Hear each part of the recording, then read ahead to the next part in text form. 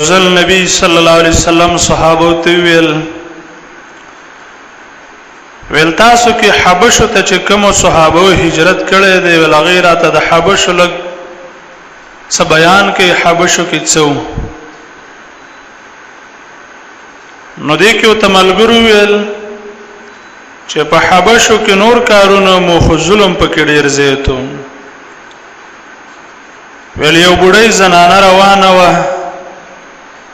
او ډیر دلری نه یو منګه په سر کله دی د وبو نډک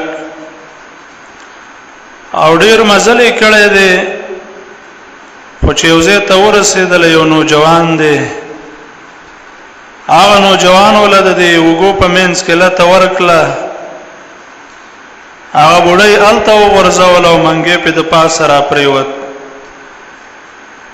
هغه بډای وته خیره وکړه او د سیوت ویل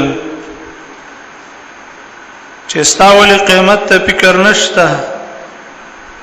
د الله مخله بنو ورزي ولید زما صدا ظلم وک غرض دا دی چې څوک ظلم کوي ظلم د سمو آیا چې الله تعالی زمانه نه خبر نه خامخا د سی ورشته چې الله بدر سره فیصله کوي او غړي د عدل او د انصاف پرز د عدل او د انصاف حدیث کې راغلي دي امام مسلم دا حدیث راوړی دی اورز د قیامت کې بهر چاته الله تعالی حقونه ورکی حقونه تر دې پورې یقاد للشاة الجلحاء من الشاة القرناء تر دې چې د ښکراورې بزینا چې دنیا کې ظلم کړی دی او هغه بزې والد چې دا ښکر نو کونډي و دغه کونډي له الله تعالی په ورځ د قیامت باندې ښکر ورکه او د دې ښکراورې نه چې کوم ظلم زیته اوس دنیا کې کړو داغه نه خپل بدله والی قران کریم ته چې نظر وکړو د رسول الله صلی الله علیه وسلم حدیث ته الله تعالی وی ظالمان خلق شه دي په ورځ د قیامت ما للظالمین من حمیم ولا شفیع یطاع سورۃ غافر کې الله تعالی وی